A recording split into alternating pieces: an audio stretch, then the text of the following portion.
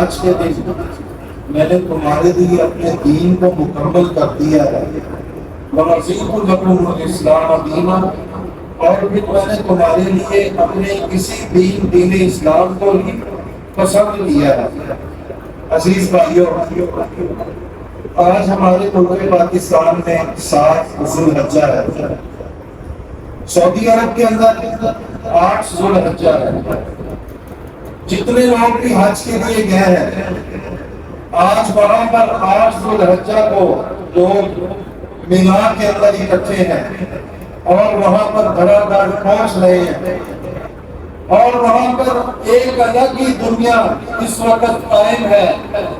جو یہ صدائیں بلند کر رہی ہے، لبیک لبیک اللہم لبیک، اے اللہ ہم حاضر ہیں،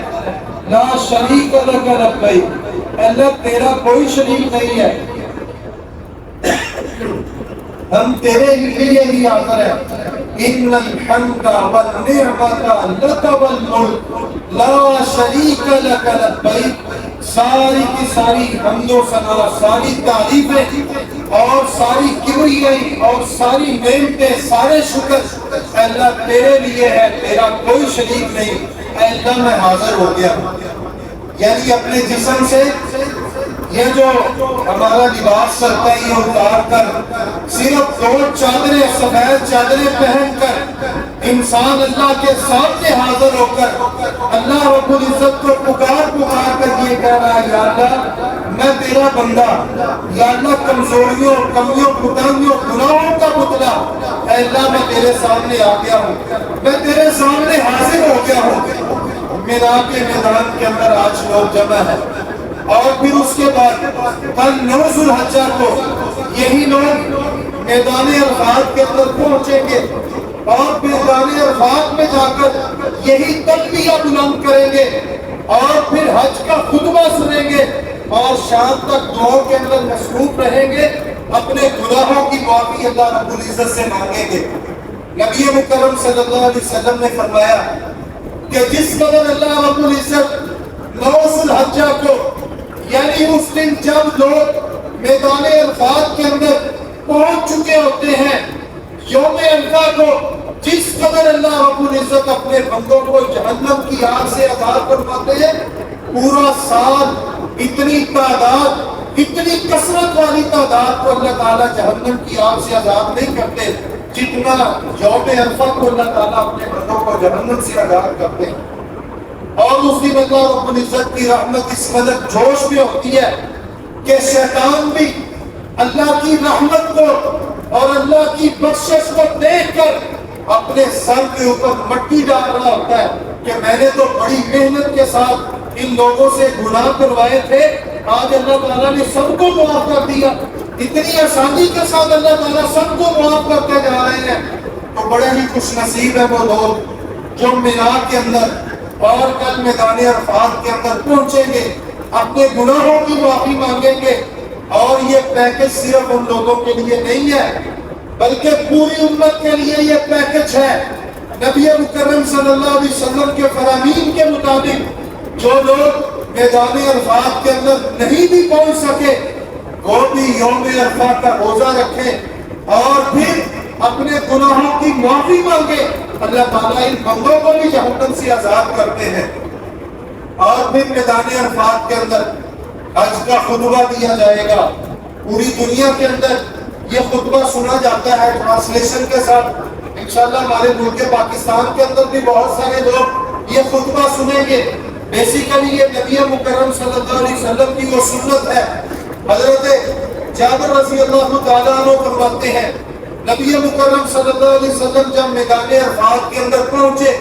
تو آپ کے لیے نمرہ میں خیمہ لگایا گیا، اور جب سورج ڈھل گیا آپ کی سواری پر کشادہ رکھا گیا، آپ اپنی سواری کے اوپر سوار ہوئے۔ پھر نبی مکرم صلی اللہ علیہ وسلم نے اپنے صحابہ کو خطبہ دیا۔ اس وقت حجۃ الوداع کے موقع پر جو لوگ آپ کے ساتھ حج کرنے والے تھے، مورخین نے سیرت نگاروں نے یہ لکھا ہے کم و بیش 1,24,000 یا 1,44,000 صحابہ کی تعداد تھی۔ اتنا بڑا مجمع تھا۔ نبی مکرم صلی اللہ علیہ وسلم نے اپنی سواری پر کھڑے ہو کر اس سارے مجمع کو خطبہ دیا اور نماز پڑھ رہا تھا. صحابہ کہتے ہیں اتنے بڑے مجمع کو نبی صلی اللہ علیہ وسلم خطبہ دے رہے تھے, سارا مجمع اس خطبے کو اسی طرح سن رہا تھا جیسے کوئی بندہ قریب کھڑے ہو کر آپ کی بات کو سن رہا ہو. یعنی سب کی سماعت کو اللہ کی طرف سے کھول دیا گیا. صرف میدان عرفات کے جو لوگ موجود تھے اس خطبے کو پھر انہوں نے نہیں سنا. صحابہ کہتے ہیں جو دور دراز لوگ تھے جو اپنے گھروں کے اندر بیٹھے ہوئے تھے ان کے کانوں تک بھی نبی مکرم صلی اللہ علیہ وسلم کے اس خطبے کی آواز پہنچی. تو میں نبی صلی اللہ علیہ وسلم کا یہی خطبہ بڑے ہی اختصار کے ساتھ آپ کے سامنے رکھنا چاہتا ہوں. نبی صلی اللہ علیہ وسلم نے خطبہ دیا جس میں چند ایک باتیں جو میں آپ کے سامنے رکھوں گا انہی میں سے آپ نے یہ فرمایا ان دماءکم واموالکم حرام علیکم. اے لوگوں سن لو, بے شک تمہارے خون اور تمہارے مال حرام علیکم تم پر اسی طرح حرام ہے کحرمت یومکم ھذا فی شہرکم ھذا وفی بلدکم ھذا. جس طرح آج کا یہ دن یوم عرفہ 9 ذی الحجہ کا دن جس طرح تمہارے لیے حرمت والا ہے, تمہارے خون اور تمہارے مال اسی طرح تمہارے اوپر حرام ہے, تمہارے لیے حرمت ہے. پھر فرمایا فی شہرکم ھذا جس طرح تمہارے لیے یہ ذی الحجہ کا مہینہ حرمت والا مہینہ ہے اسی طرح تمہارے لیے یہ مال اور خون تمہارے حرمت والے ہیں. فرمایا وفی بلدکم ھذا, اے لوگوں اے مسلمانوں کان کھول کر سن لو, تمہارے خون اور تمہارے مال آپس کے اندر تمہارے لیے اسی طرح حرمت والے ہیں جس طرح تمہارے لیے یہ شہر مکہ حرمت والا ہے. یعنی جس طرح آج کا یہ دن تمہارے لیے حرمت والا, یہ مہینہ تمہارے لیے حرمت والا, یہ شہر تمہارے لیے حرمت والا. میرے نبی نے فرمایا اے میری امت کے لوگوں تمہارے آپس کے اندر خون اور مال اسی طرح تمہارے لیے حرمت والے ہیں. یعنی نہ تم نے کسی کا مال چھیننا ہے نہ ہی کسی کا نہ حق خون بہانا ہے. آج ہمارے معاشرے میں یہ دونوں چیزیں بڑی سستی ہو گئی ہیں. کوئی پتہ نہیں چلتا کسی کو کس وقت اس کا خون بہا دیا جائے. نہ قتل ہونے والے کو پتہ چلتا ہے کہ مجھے کس وجہ سے قتل کیا جا رہا ہے, نہ قتل کرنے والے کو پتہ ہوتا ہے کہ میں اس انسان کو کس لیے قتل کر رہا ہوں. سنتے رہتے ہیں صرف موبائل چھیننے کی غرض کے اندر اگر تھوڑی سی بندہ مزاحمت کر دے اس کا نتیجہ کیا نکلتا ہے. کوئی گھر کے اندر چوری ڈکیتی کے لیے کسی دفتر دکان میں آ جائے, اگر بندہ تھوڑا سا آگے سے مزاحمت کر دے یا منت سماجت کرنے کی کوشش کرے یا اپنا مال بچانے کی کوشش کرے, آخر اس کا انجام کیا ہوتا ہے ہمارے سامنے یہ ساری چیزیں. یعنی مارنے والے ظالم کو بھی کوئی پتہ نہیں کہ میں کیوں مار رہا ہوں اور اس کا گناہ کیا ہے, میں اس بندے پر ظلم کتنا بڑا کر رہا ہوں. آخر اس کے بھی بیوی بچے ہیں, اس کا بھی کاروبار ہے, اس کے بھی معاملات ہے, اس کی بھی دنیا ہے, اس کا بھی سارا کچھ ہے, لیکن میں اپنے تھوڑے سے مفاد کے لیے اس کا خون بہانے لگا ہوں. برسوں کی بات ہے, میرا ایک دوست تھا G11 کے اندر فیصلہ آباد گیا اپنے علاقے کے اندر, کوئی اتنا بڑا مسئلہ بھی نہیں, زمین کا تھوڑا سا تنازع ہے, لوگوں نے مل ملا کر جرگہ کیا اور جرگے کے اندر سارا مسئلہ حل کروا دیا. ایک دن پہلے سلو صفائی ہوگی, اگلے دن یہ بیچارے اگلے دن بڑے ریلیکس انداز کے ساتھ اپنی گاڑی پہ جا رہا تھا. وہی بندہ جس منافق نے ظالم نے پچھلے دن جرگے کے اندر سلو کی ہے وہی راستہ روکتا اور فائر کر کے بندے کو قتل کر دیتا ہے, فائر کر کے بندے کو ختم کر دیتا ہے. کل مجھے ایک میرا دوست بتا رہا تھا, کہتا منڈی کے اندر 2 بھائی تھے, بڑا اچھا بزنس تھا دونوں کا, اکٹھا بزنس تھا, کروڑوں کا بزنس تھا. کسی نے چھوٹے کو یہ پٹی پڑھائی کرتا ہے, دیکھ تیرے بڑے بھائی کی اولاد ہے, اس کے بیٹے شمار ہو رہے ہیں, ابھی تم دونوں اکٹھے ہو, تمہارے آپس کے اندر تعلقات بھی اچھے ہیں, بزنس بھی اچھا ہے, اور ساری منڈی سارے بزنس کو تو جانتا ہے. اگر تیرے بھتیجے بھی یہاں آنا شروع ہو گئے تو ان کو بزنس کا پتہ چل جائے گا, وہ تیرے ساتھ شریک ہو جائیں گے. ایسے کر بھتیجوں کو بڑا ہونے سے پہلے اپنے بھائی کو راستے سے ہٹا دے، اس کو ختم کر دے۔ اس نے اس پٹی پر عمل کرتے ہوئے کسی کو 10 لاکھ روپیہ دیا، بھائی کو مروا دیا۔ تھوڑے عرصے کے بعد پتا چل گیا کہ کس نے یہ سارا کچھ کیا، یعنی نہ بھائی کی حرمت بچی، نہ کسی مسلمان کی حرمت بچی، نہ کسی غریب مسکین کی حرمت بچی، نہ کسی کا خون بچا۔ آج ہمارے معاشرے کے منہ کو خون لگ گیا ہے۔ آئیے نبی مکرم صلی اللہ علیہ وسلم کے کچھ فرامین اور اللہ رب العزت کا قرآن اس کے متعلق کیا کہتا ہے۔ قرآن مجید کے اندر اللہ تعالیٰ فرماتے ہیں وَمَن يَقْتُلْ مُؤْمِنًا مُتَعَمِّدًا، اے لوگوں سن لو، جو کوئی انسان کسی مسلمان مومن کو جان بوجھ کر قتل کرے گا فَجَزَاؤُهُ جَهَنَّمُ خَالِدًا فِيهَا، ایسے قاتل کا جو بدلہ ہے وہ جہنم ہے، خالدًا فِيهَا، اور پھر یہ قاتل اس جہنم میں ہمیشہ ہمیشہ رہے گا۔ وَغَضِبَ اللَّهُ عَلَيْهِ، اور پھر ایسے قاتل ایسے ظالم پر اللہ رب العزت کا غضب ہے۔ وَلَعَنَهُ، اور اللہ تعالیٰ کی لعنت ہے۔ وَأَعَدَّ لَهُ عَذَابًا عَظِيمًا، اور پھر ایسے ظالم لوگوں کے لیے اللہ رب العزت نے بہت بڑا عذاب تیار کر رکھا ہے۔ یعنی جو انسان کسی مسلمان کو قتل کرتا ہے، اللہ فرماتے ہیں ہم ایسے بندے کو جہنم میں ڈالیں گے، اور پھر یہ بندہ ہمیشہ ہمیشہ جہنم میں رہے گا، اور پھر ایسے انسان پر اللہ کا غضب ہے، اللہ کی لعنت ہے، اور پھر فرمایا اللہ تعالیٰ نے ایسے لوگوں کے لیے بہت بڑا عذاب تیار کر رکھا ہے۔ جو خون مسلم کی حرمت کو نہیں جانتے، حرمت کو پامال کرتے ہیں تھوڑے سے مفاد کے لیے، اگلے بندے کو یعنی اس کا خون بہا دیتے ہیں۔ اور پھر اسی طرح حضرت ابو ہریرہ رضی اللہ تعالیٰ عنہ راوی ہیں، نبی صلی اللہ علیہ وسلم نے فرمایا لو ان اہل السماء والارض فی دم المؤمن، اگر سارے کے سارے آسمان و زمین والے ایک مسلمان ایک مومن کے خون میں شامل ہو جائے لَأَكَبَّهُمُ اللَّهُ فِي النَّارِ، اللہ رب العزت کے نزدیک اس مومن کے خون کی اتنی حرمت ہے، اگر سارے مل کر اس مومن کو قتل کرنے میں شامل ہو تو اللہ تعالیٰ لَأَكَبَّهُمُ اللَّهُ فِي النَّارِ، اللہ تعالیٰ سب کو آگ میں ڈال دے، سب کو اللہ آگ میں ڈال دے۔ اگر سارے مل کر بھی ایک مومن کو قتل کرنے والے بن جائیں تو جو ایک بندہ دو چار مل کر کسی مومن کو قتل کرتے ہیں، کیا اللہ تعالیٰ ایسے ظالموں کو جہنم میں نہیں ڈالیں گے؟ اور پھر اسی طرح سنن ابن ماجہ کی روایت حضرت براء بن عازب رضی اللہ تعالیٰ عنہ فرماتے ہیں نبی صلی اللہ علیہ وسلم نے فرمایا لَزَوَالُ الدُّنْيَا أَهْوَنُ عَلَى اللَّهِ مِنْ قَتْلِ مُؤْمِنٍ بِغَيْرِ حَقٍ، اللہ رب العزت کے لیے ساری دنیا کو ختم کر دینا آسان ہے اس چیز سے کہ کسی مسلمان کو کسی مومن کو ناحق قتل کیا جائے، یعنی کسی مومن کا ناحق خون بہا دیا جائے۔ اللہ تعالیٰ اس مومن کے بدلے کے اندر ساری دنیا کو ختم کر دے، اللہ تعالیٰ کے لیے یہ کام آسان ہے، یعنی ایک مومن کے خون کی اتنی حرمت ہے۔ اور پھر اسی طرح حضرت عبداللہ بن عباس رضی اللہ تعالیٰ عنہ کے متعلق ایسے آدمی کے متعلق پوچھا گیا جو کسی مسلمان مومن کو قتل کرتا ہے، اس کو قتل کرنے کے بعد پھر یہ بندہ توبہ کر لیتا ہے، توبہ کرنے کے بعد یہ صحیح پکا سچا مومن بن جاتا ہے، نیک عمل کرنا شروع کر دیتا ہے۔ حضرت عبداللہ بن عمر حضرت عبداللہ بن عباس فرماتے ہیں اس بندے کی کیسی توبہ جس نے ایک مسلمان کا خون بہا دیا۔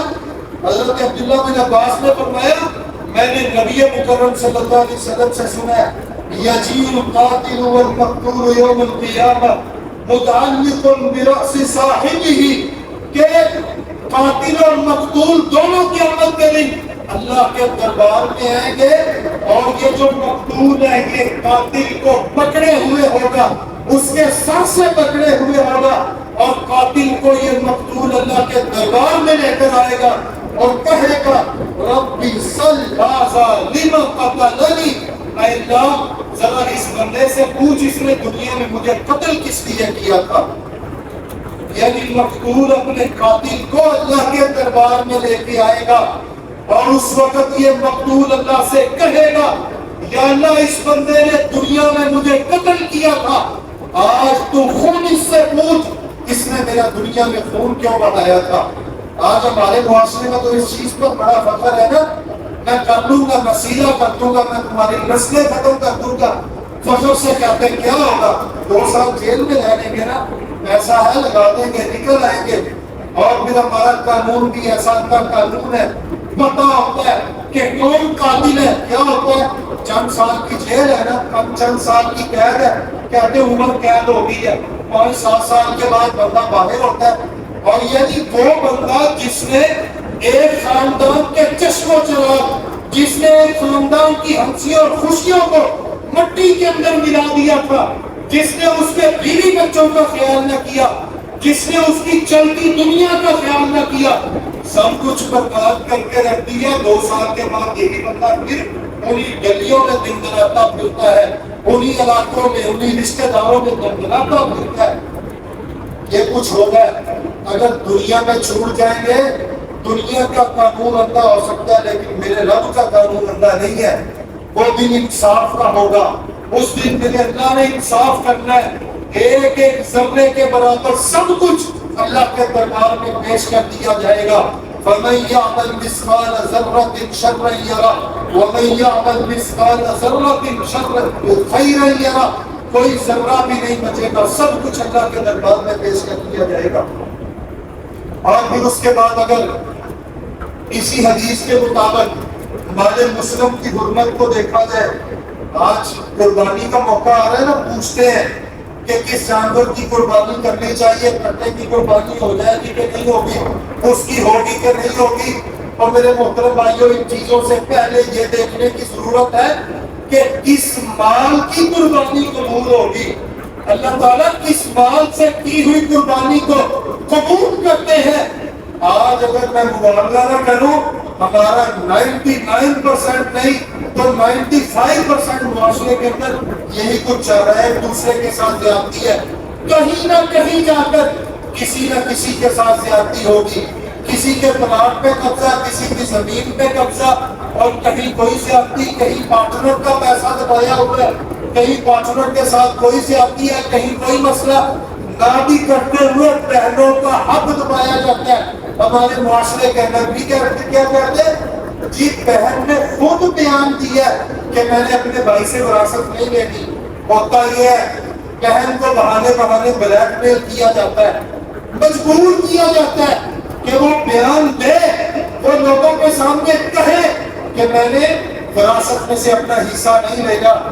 بہن کو مجبور کیا جاتا ہے، اس کو پیغام دیا جاتا ہے اگر یہ کام کرنا ہے تو میری تیری رشتہ داری ختم، آج کے بعد تو اپنے گھر میں اپنے گھر، مرنا جینا ہمارا ختم ہے۔ نہیں میرے محترم بھائیوں، جس طرح تو اپنے باپ کا بیٹا ہونے کی وجہ سے اپنی باپ کی وراثت میں حقدار ہے، اسی طرح تیری بہن اپنے باپ کی بیٹی ہونے کی وجہ سے اپنے باپ کی وراثت میں حقدار ہے۔ تیرا اس پر کوئی احسان نہیں ہوگا، تیرا اس پر کوئی احسان نہیں ہوگا اگر تو بہن کو وراثت میں سے حق دے گا۔ اور اسی طرح نبی مکرم صلی اللہ علیہ وسلم کی ایک اور حدیث، لوگوں کی زمینوں پر قبضے سارا کچھ دنیا میں چلتا ہے۔ میرے نبی نے فرمایا اگر دنیا میں رہتے ہوئے کوئی بندہ اپنے کسی مسلمان بھائی کی زمین ایک بارش کے برابر اپنے مسلمان بھائی کی زمین پر قبضہ کرتا ہے تو قیامت کے دن اس بندے کے گلے کے اندر 7 زمینوں کا ٹوپ بنا کر پہنا دیا جائے گا۔ شوق ہوتے ہیں نا صرف اپنا گھر، اپنا پلاٹ، اپنی زمین، اپنا سلسلہ بڑا کرنے کے لیے، اپنی اسی اولاد کے لیے اپنی آخرت کو برباد کرتے ہیں کہ جب بندہ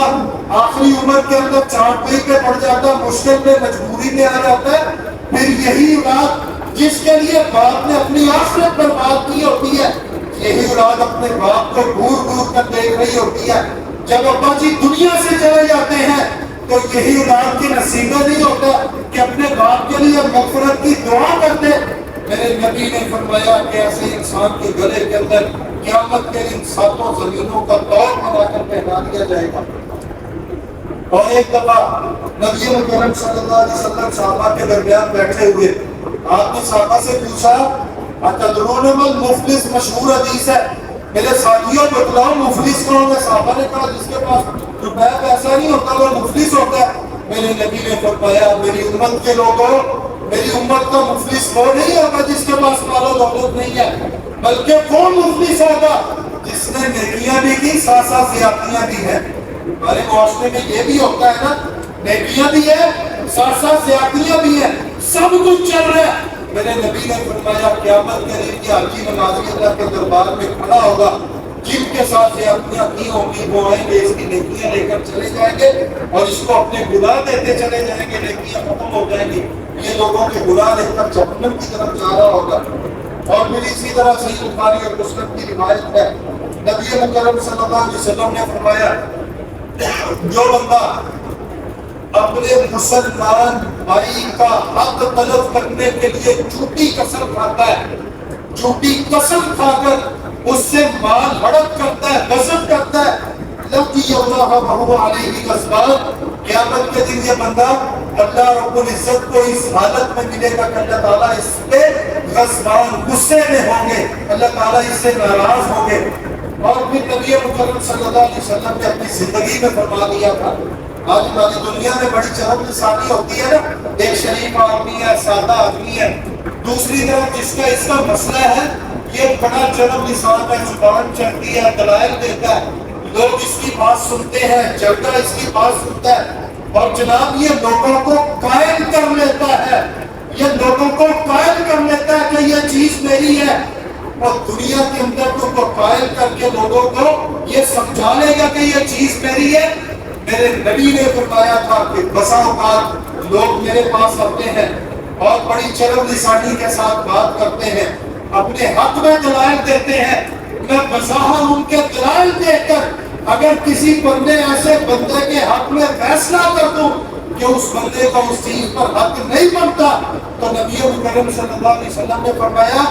وہ یہ نہ سمجھے کہ اب یہ چیز میری ہو گئی ہے، بلکہ اس کے لیے یہ میں جہنم کا ایک ٹکڑا کاٹ کر دے رہا ہوں، اس کے لیے یہ جہنم کا ٹکڑا ہوگا. اب اس کی مرضی ہے، یہ ٹکڑا، یہ جہنم کی آگ جتنی مرضی اپنے لیے بڑھا لے، دلائل دینے کی وجہ سے وہ چیز اس کی نہیں بن گئی. ہاں انسان کو خود پتا ہوتا ہے میرا اس چیز پر حق بنتا بھی ہے کہ نہیں بنتا. اگرچہ دنیا میں معاشرے میں میری بات چلتی ہے، سب کچھ ہے، اگر میرا حق نہیں بنتا میں اللہ سے ڈر کر سب کچھ چھوڑ دوں، جس کا حق بنتا ہے میں اس کو دے دوں. میں اللہ سے ڈر جاؤں، میں اپنی قبر کو، حشر کے میدان کو، انصاف کے دن کو اپنی نظروں کے سامنے رکھوں. وقت ختم ہو گیا، انشاءاللہ اسی موضوع پر بات کریں گے. اللہ رب العزت سے دعا کہ جو سنا سنا اللہ تعالیٰ اس پر عمل کرنے کی توفیق عطا فرمائے.